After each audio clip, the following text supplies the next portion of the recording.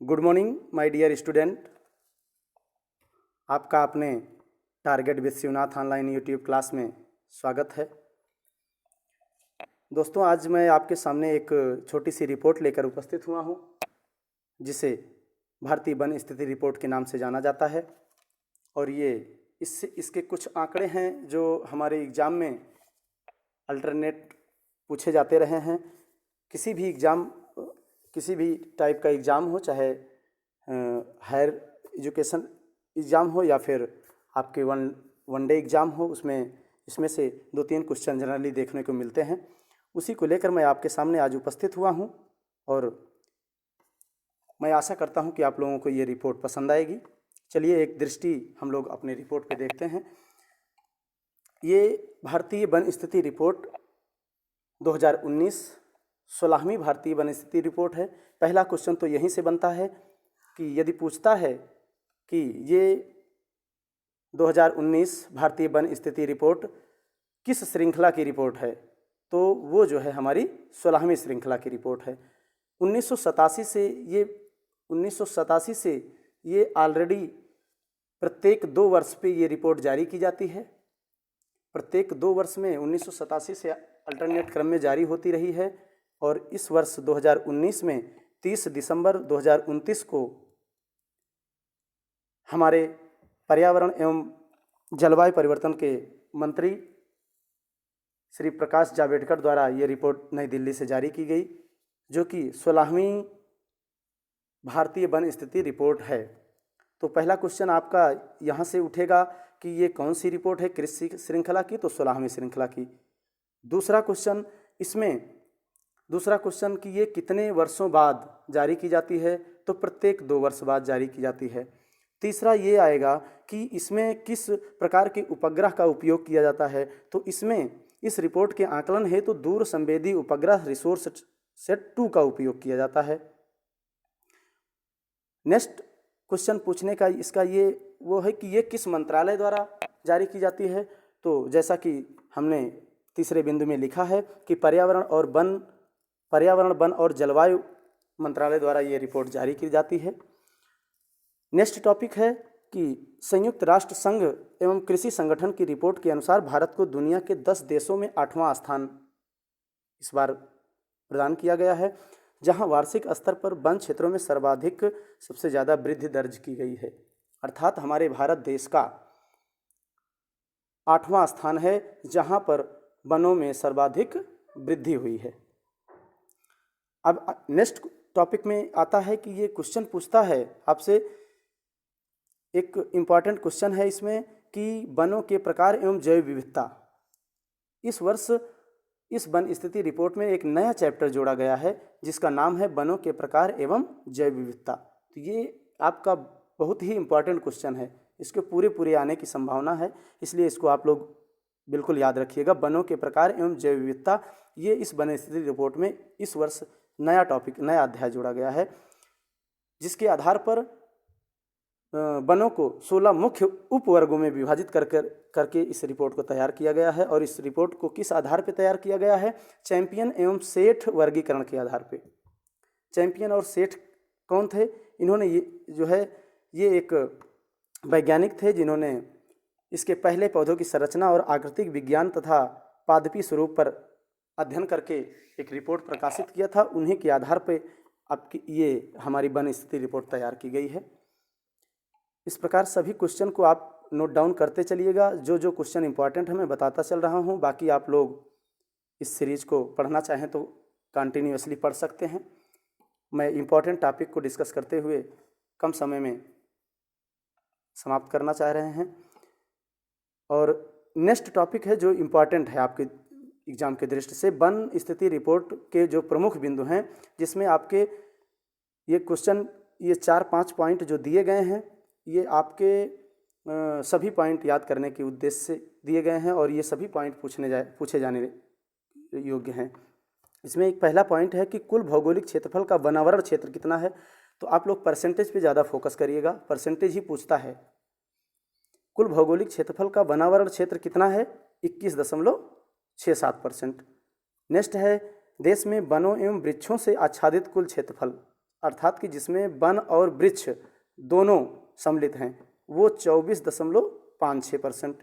Next topic है कुल भौगोलिक क्षेत्रफल का वृक्षावरण क्षेत्र कितना है, अर्थात केवल वृक्ष से आच्छादित क्षेत्र जहाँ पे केवल वृक्ष ही पाए जाते हैं, वो है 2.89। और नेक्स्ट पॉइंट है कि वनाच्छादित क्षेत्रफल में वृद्धि कितनी है इस वर्ष, मतलब 2017 की तुलना में 2019 की रिपोर्ट में वन क्षेत्र में कितनी वृद्धि हुई है, तो 3,976। ये वर्ग किलोमीटर में पूछा जाता है मित्रों, ये परसेंटेज में कम पूछा जाता है, इसको वर्ग किलोमीटर में याद रखेंगे कि पुरानी रिपोर्ट के मुताबिक इस रिपोर्ट में वनाच्छादित क्षेत्रफल में कितना वृद्धि हुई है, अर्थात 3,976 वर्ग किलोमीटर। और वृक्षों से आच्छादित क्षेत्रफल में वृद्धि अर्थात वृक्षावरण में कितनी वृद्धि हुई है, 1212 वर्ग किलोमीटर की। अब दोनों को मिला दीजिए कि वनावरण और वृक्षावरण क्षेत्रफल में टोटल वृद्धि, तो दोनों को प्लस कर दीजिए, 5186 वर्ग किलोमीटर। नेक्स्ट स्टॉक पे चलते हैं कि भारत में वनों के बढ़ता हुआ कार्बन स्टॉक, इससे बहुत उतना क्वेश्चन नहीं पुटअप किए जाते, इसको आप पढ़ लीजिएगा। और अब उत्तर पूर्व की स्थिति पे आते हैं हम लोग।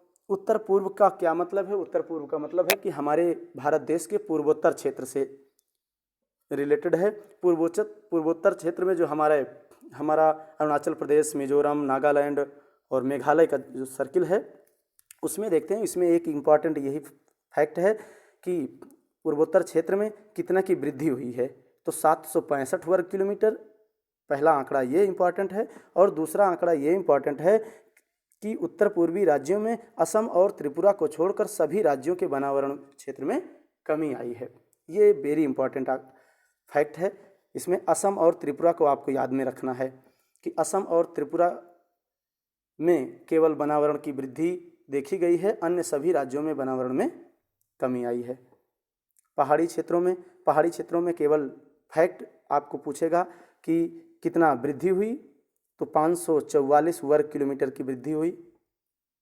नेक्स्ट बांस क्षेत्र आता है। हाँ देखिए दोस्तों, बांस क्षेत्र को पिछली रिपोर्ट से इसमें जोड़ा गया है 2017 से। उसके पहले बांस क्षेत्र का आकलन नहीं किया जाता था, लेकिन 2017 से बांस क्षेत्र को भी हम वन क्षेत्र में शामिल किया गया है, इसलिए ये इम्पॉर्टेंट है, आपको नोट करना है। इसमें कितनी किलोमीटर की वृद्धि हुई, कितने वर्ग किलोमीटर, अर्थात 3,229 वर्ग किलोमीटर बांस क्षेत्र की वृद्धि हुई।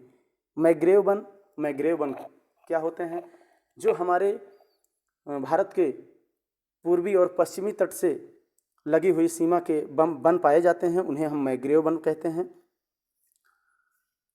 उनके क्षेत्रफल में कितना वृद्धि हुई, 54 वर्ग किलोमीटर।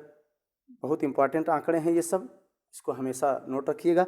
नेक्स्ट जो इम्पॉर्टेंट पॉइंट है, आपके वन स्थिति रिपोर्ट के का राज्यवार आंकड़ा बहुत ही इम्पॉर्टेंट है। ये क्वेश्चन बार बार एग्जाम में रिपीट किया जाता है, इसको आप एकदम बिल्कुल क्लियर याद रखिएगा।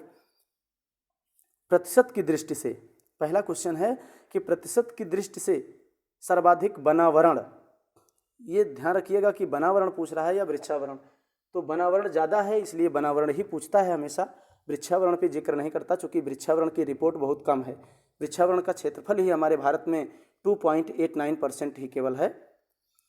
तो ये हमारे वनावरण का आंकड़ा ज़्यादा इम्पॉर्टेंट है, इसलिए प्रतिशत की दृष्टि से सर्वाधिक वनावरण वाले राज्य, अर्थात कि ऐसे राज्य जहाँ पे जिनका क्षेत्रफल तो कम है बेसिकली, लेकिन वहाँ पे वनावरण अर्थात वनाच्छादित क्षेत्र अधिक हैं।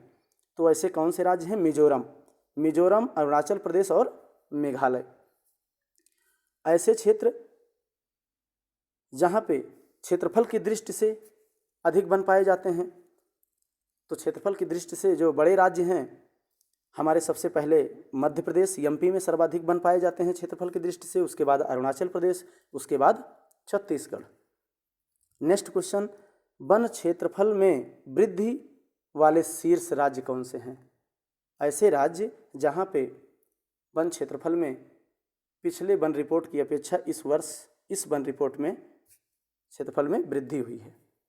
तो पहला है आंध्र प्रदेश, जहाँ पे 1025 वर्ग किलोमीटर की वृद्धि हुई है। इस आंकड़े को भी याद रखिएगा आप लोग, कम से कम एक प्रदेश के आंकड़े को तो फर्स्ट प्रदेश में जितनी वृद्धि हुई है उसके आंकड़े को तो याद ही रखना है आपको, चूँकि वो आंकड़ा कभी कभी विकल्प में आंकड़ा ही पूछ लेता है। तो पहला है आपका आंध्र प्रदेश, जहाँ पे क्षेत्रफल में सबसे ज़्यादा वनों में वृद्धि हुई। दूसरा कर्नाटक, तीसरा केरल। इस तरह ये हमारा ये छोटा सा वन रिपोर्ट पर आधारित एक छोटा आंकड़ा था। लास्ट में हम लोगों ने एक वन की परिभाषा दे रखी है, इसको भी एक देख लेते हैं हम लोग। रिपोर्ट में वनों के घनत्व के आधार पर वनों को 3 भागों में बांटा गया है, सघन वन, घने वन और खुले वन। हालांकि इस पे क्वेश्चन नहीं पूछता है, लेकिन एक दृष्टि डाल दी जाए ज़्यादा अच्छा पड़ेगा। सघन वनों में ऐसे वन आते हैं जहाँ वृक्षों का घनत्व 70% से अधिक है। घने वन जहाँ पे घनत्व 40 से 70% हो। खुले वन जहाँ पे डेंसिटी, वृक्षों की डेंसिटी 10 से 40% हो। और झाड़ियाँ जहाँ पे इनका आंकड़ा 10% से भी कम हो। गैर वन क्षेत्र ऐसे क्षेत्र होते हैं जो वनों के किसी भी वर्गीकरण में शामिल नहीं होते। तो दोस्तों, इस तरह ये हम आपके सामने एक छोटी सी रिपोर्ट प्रस्तुत की है। कैसा लगा आप कमेंट में ज़रूर बताएंगे, और मैं उम्मीद करता हूँ कि आपको पसंद आई होगी। और ये तो कन्फर्म है मित्रों कि इसमें से कम 2 क्वेश्चन या 1 क्वेश्चन तो मिलना ही है किसी भी एग्ज़ाम में, किसी भी